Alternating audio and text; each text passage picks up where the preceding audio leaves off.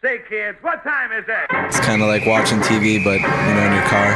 104.7 The Cave, Mike the Intern, Jay Stevens. It is Dark Side of the Stream, episode 197 this week. Was Jay's pick, a documentary series on Netflix called How to Rob a Bank. Now, first out of the gate, I want to say thank you for picking a really nice, concise documentary, not like a 10-episode thing that could have been one. I got you. Perfect. But I also got one question. Why in the hell did you make me watch a documentary with so much frontal male nudity? Oh, I was hoping you were going to bring this up. You're like, this is. Tell me he was not a man. Tell me he was not a man of my own heart. I don't know about this guy. What this hippie? Oh, he's naked. He would stand out there naked. Jay's immediately in, bro. So yeah, he had long hair. There was a lot of hanging. Oh, my chair just broke. See how excited he is.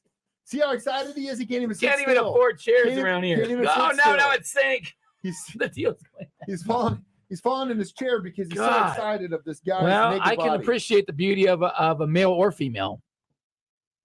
That's the sweeper for the show. The sweeper is just going to say, I can appreciate the beauty of a male, and we're going to cut it off right at that point. Tyler, that's the mark right there. 2 minutes in, buddy.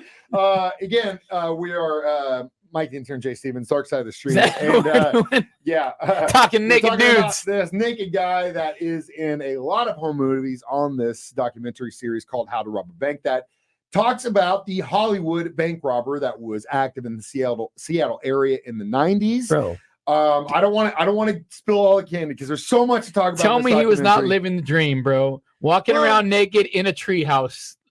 Built a massive treehouse. Robbing banks, man. I thought, first of all, that the directors, producers of this documentary did such an amazing job of really telling kind of multiple stories at the same time because I remember. I know I'm going to talk about Unsolved Mysteries. I even remember that Unsolved Mysteries where they're trying to find this dude. Oh no way! Oh yeah, because they had no idea. They were talking about his getup, how many banks he'd hit. Oh yeah, they were. Oh bro, yeah. He was slick. It was a big deal. He was slick, and it was such a big deal because he was so good at it. They had no idea, even up until the point where they caught him. They didn't know that he had accomplices at all. They just assumed it was one guy. Yep. They guessed. What was funny to me was, and we'll get into the story when we go down, but I wanted to bring this up too, is that when we were talking to the FBI agent and the police, they obviously those guys still to this day don't like each other. Yeah. Oil and water. But it was so funny because they both were, at first they were like, there was a theory that it could have been a police officer. And then one of the guy goes, yeah, he thought it was a police officer. They cut to him. He goes, I never thought it was a police officer. Yeah, it was so good. They cut to him and goes, no, I never had that theory. They did such and it's like, dude, and then when job. it comes to the shootout, oh yeah, there is some controversy there because the police officer claims that he pointed his gun at him. The guys were like, we were never going to shoot at the police. Right. We were going to disable the vehicle. Now, granted, just an FYI here, guys, if you are ever involved in something nefarious and you are being chased by the police or they stop you, you possibly could get shot. If you reach for something or that being in your car, in your pocket, in your jacket, even going to shoot the tires out. You don't care if you're going to try and shoot their car or in the air. They're going to shoot you. If you go for something, they're going to defend. That's their training. Yeah. And that is the way it should be, honestly, because I don't want a police officer to get shot. Yep. So that argument coming from the guys that just robbed a bank, like, and then we're just going to shoot the car. Yeah, we're just going to shoot the tires out. No, if you got a gun, you're getting shot. He's got a shotgun or a rifle in his hand, and he turns back to face one officer who's by himself with a revolver in his hand. That revolver is going to take every shot he could, and he did. And they ended up, shooting a bunch of the dudes. So, but before all this craziness, it was just about this hippie dude that was living in the middle of the woods in a tree house in Washington, and we'll get to how he started next. Dark Side of the Stream on 104.7. Mike the Intern, Jay Stevens back in the studio. Dark Side of the Stream, episode 197, discussing how to rob a bank. So you end up finding out about this man. His name's Scott Scurlock, and he was a free spirit dude, really good-looking guy. Had built a huge treehouse on his property in the middle of the woods in Washington. Can I say very, very cult leader-esque vibe? Could have been David Koresh type vibe, kind of me vibe. From all accounts of the people he was with, the people he helped out, even when he was stealing money, he gave it away. He would give money to people, no problem, man. Thousands of dollars in donations to environmentalists that were trying to save the forest, all these hippie movements. One of the guys that was in this crew was like, why are you giving all this money to the hippies? That's what he cared about. Yeah, he just wanted to live his life. And so it wasn't always bank robbing. I did not know this until the documentary, but the guy started his nefariousnesses by cooking dope. Making meth. Got kicked out of his school for making it in the lab. Then he'd go out to Washington and do it. Definitely did not give me the meth use or maker vibes but the business side, he was just a businessman. He understood that since he was smart enough to do this, if he did it right, he can make a lot of money. Well, with that business, and he dealt with, I think, a few MCs at the time. One of his best friends got shot and killed in his sleep. That was kind of dealing with this. Yeah. He saw the writing on the wall. He did see the writing on the wall. And got the hell Smart out. man. Yeah. And he thought, well, this is, I'm making pennies on the dollar here. I could probably do something, make more money. Something better. So came up with the scam. And so then him and a buddy scam. go out to the movies, and they see a movie which is also one of my favorite movies of all time. And we'll talk about that next. And Ooh, what inspired these guys. What a tease. How to Rob a Bank, next on Dark Side of the Stream on 104.7. Mike the Intern, Jay Stevens, back in the studio. It's Dark Side of the Stream, episode 197.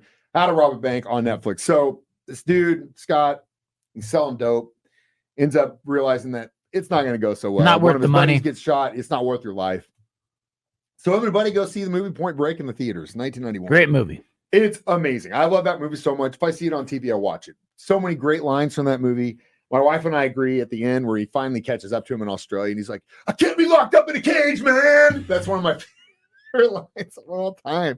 But Scott took that movie to heart. He looks at Bodie. He's like, "Bodie, you got it right. This is what Why we're be doing. a slave when you can be a master?" This is what we're doing. And so him and a buddy say, "Screw it." They put on the dead president's masks, and they walk into a bank and fumble it completely. No plan. I somehow get away from it. Yeah. Get away scot-free. On the way out, his buddy's like, "I'm not doing this anymore."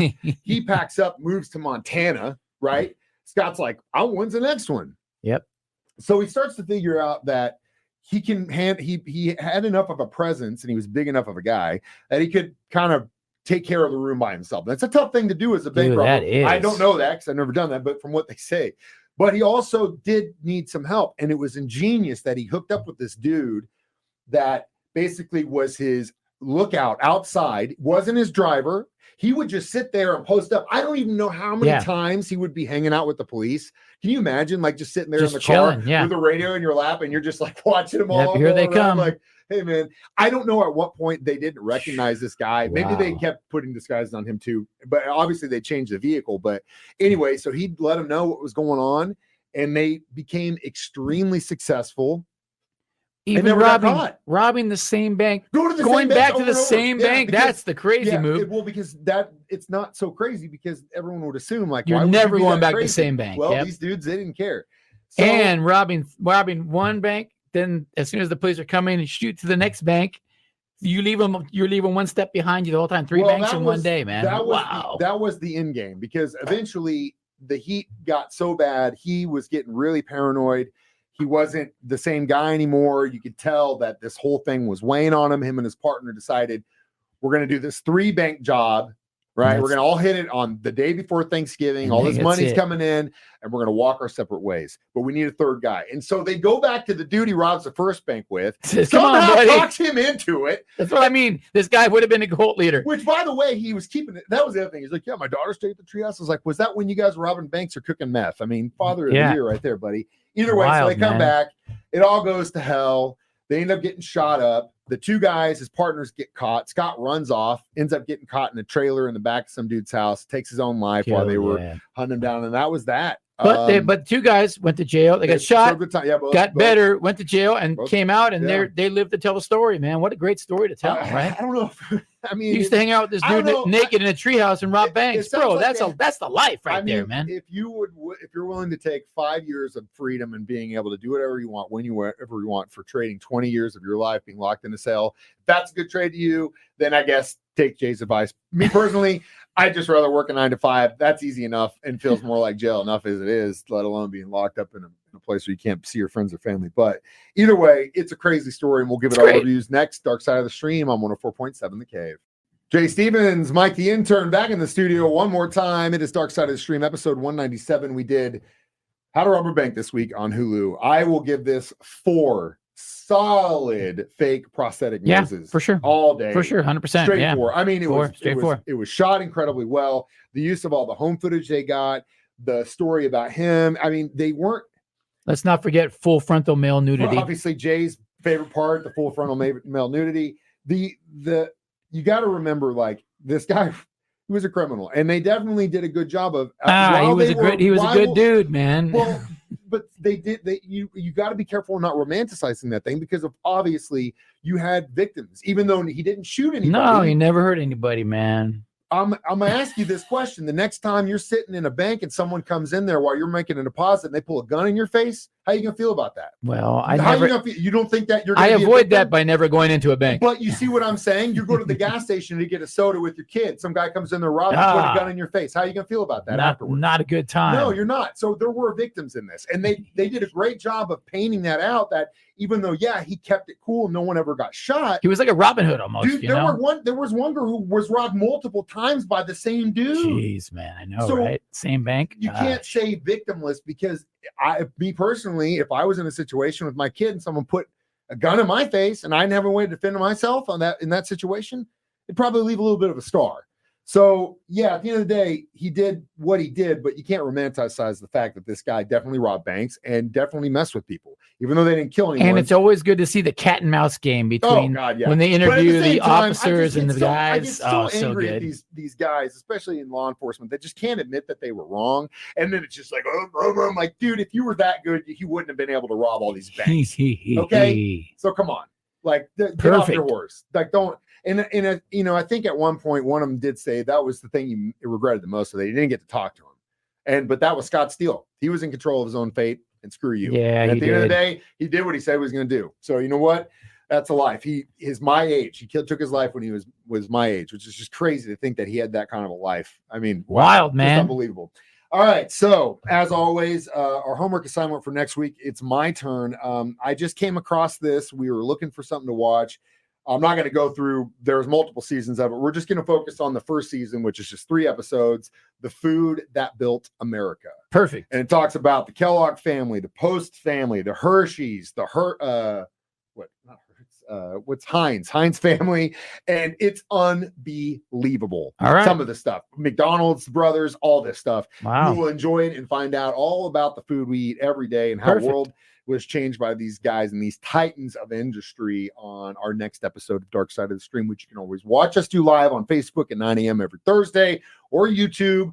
Download it as a free podcast on our 104.7 The Cave app, or listen to us do it live every Thursday at 9 a.m. or 6 p.m. on 104.7 The Cave. I am Mike the Intern. I am Jay Stevens. I almost said Jay Stevens. You can be me. I don't know about today. You too can be me. You too can be me. Either way, we watch movies. You don't have to. So you don't have to. It's Dark Side of the Stream on 104.7.